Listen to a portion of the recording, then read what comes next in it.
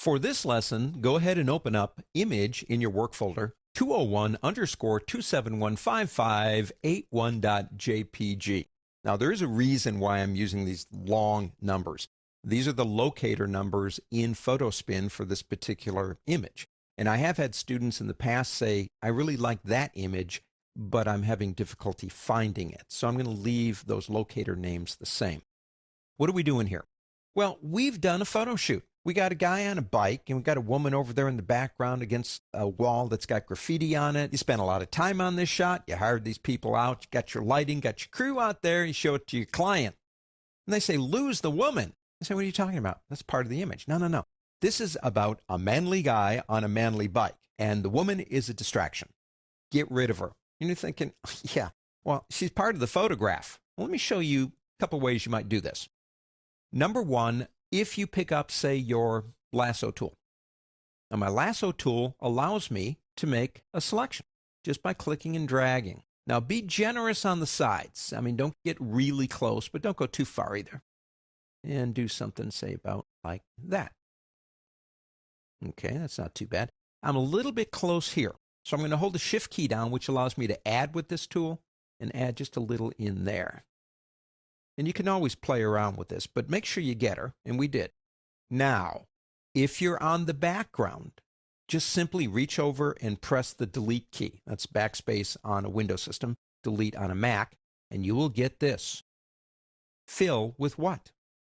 Content Aware is what you want. So you select Content Aware and click OK.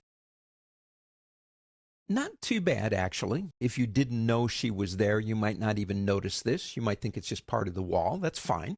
Let's go ahead, and I'm going to go into my history here, and I'm going to go back, and I'm going to bring her back to life. Okay, she's back. I'm going to leave the selection alone. Let me show you another way to do it. If you come over here into our healing tools, you have one called the Patch tool. Go ahead and select that tool. Now, this tool allows you to make a selection, but we've already done the selection, so we don't really have to do it again with this tool. But there's one trick I found here that can really help you out. Before you actually do the patching, go up to the word Select on the pull-down menu. Now, we have a selection. Go into Modify, Feather. I'm talking about 3, just about 3. What does that do? It softens the edge just a little bit, and hopefully will make it easier for them to blend together. Now, here's another nice thing. If I click the New button here, we can actually put this into a separate layer by clicking Sample All Layers, non-destructive editing. What do you do next? Well, you do have the tool selected. Don't forget, it's the Patch tool. We have made a selection, and we feathered it. Grab inside there with the blank layer selected, of course, and move it over to an area. Now, we are going to mess up those words in the back for sure, but that's all right. See if you can line the bricks up. Just see if you can get those bricks nice and lined up and let go. That's actually not that bad.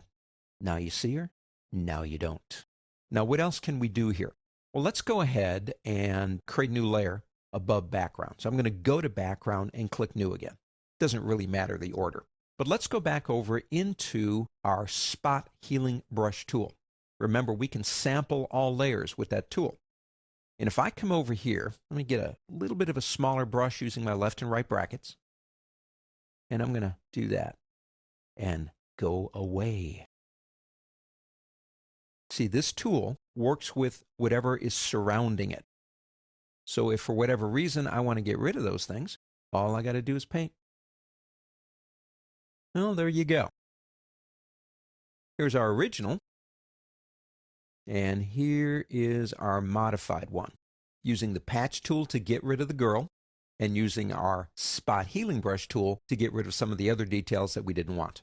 Now, the cool thing is, since these are in separate layers, if at any point you say, man, I wish I hadn't done that, all you have to do is turn the layers on and off, or modify them if you want to, and it can be a week later. Non-destructive editing with these tools to me is very important.